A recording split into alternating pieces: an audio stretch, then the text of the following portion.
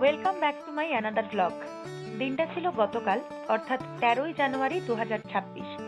রোজকার অভ্যেস মতো সকাল সকাল স্নান সেরে শীতের সকালে বেরিয়ে পড়েছি অফিস যাওয়ার উদ্দেশ্যে। আর এই রোদটা গায়ে লাগলে কিন্তু বেশ ভালো লাগে। আর হাতে একটু সময় ছিল, তাই আজকে আর টোটোয় উঠিনি, হাঁটা পথেই চললাম স্টেশনের দিকে। কিছুটা সময় পর স্টেশনে পৌঁছেও গেলাম। আর এদিকে আমি ঢুকতে ঢুকতেই ট্রেনও এসে হাজির।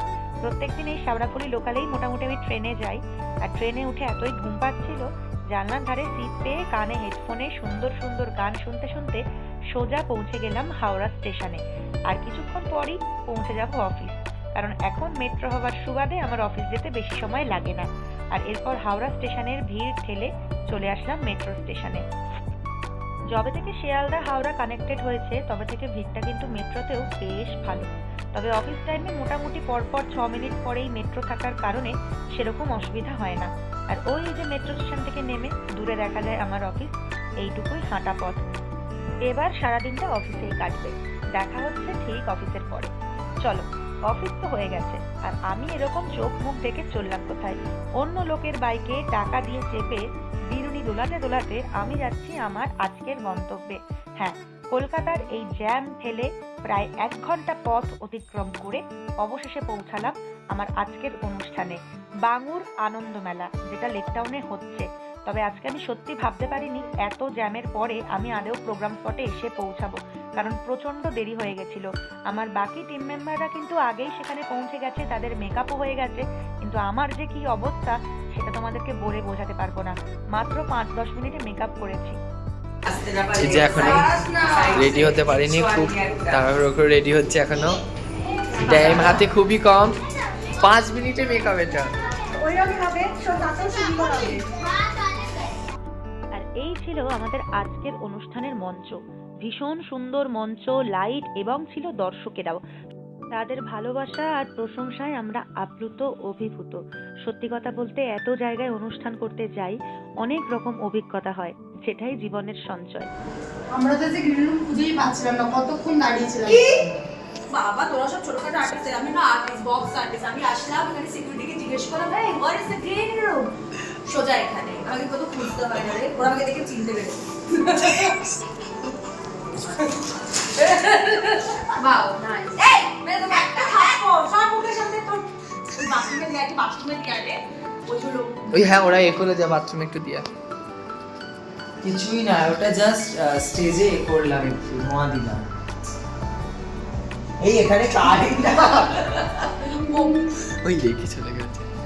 এদিকে গ্রিন রুমের মজা শেষ করে শুরু হলো আমাদের আজকের অনুষ্ঠান।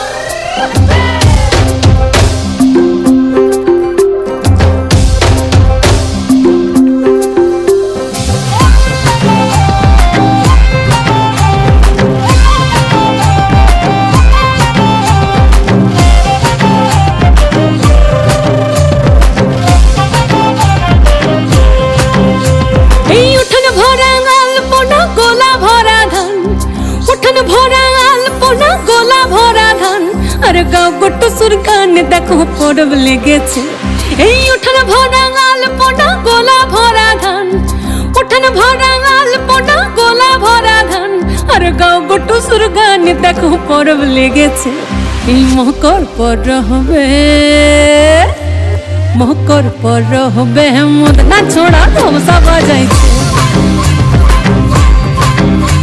এই মকর পর হবে, মদনা ছোড়া ধমসা বাজাইছে।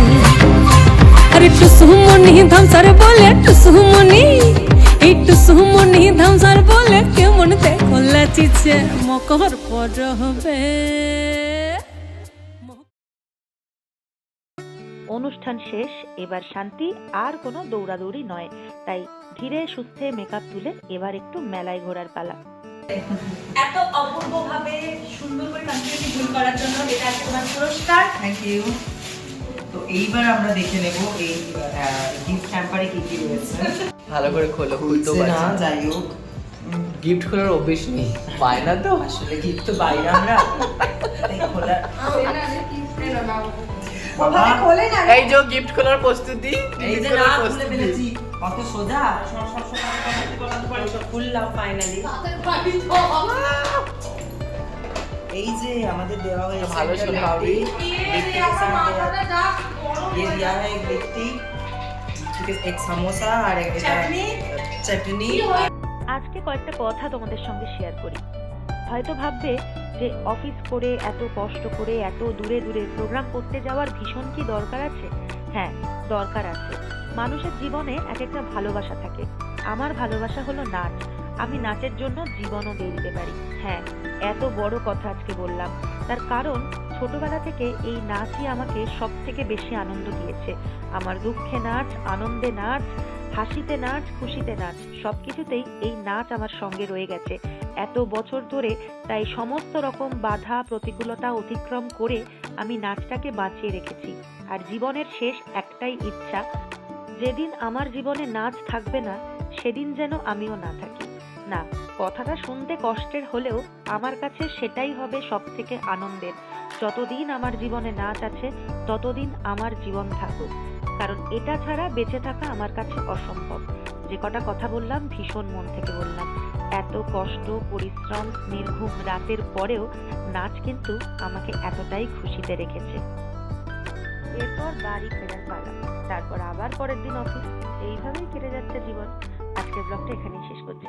সবাই খুব ভালো থেকো, সুস্থ থেকো, সাবধানে থেকো। আজকের মতো এখানেই টাটা।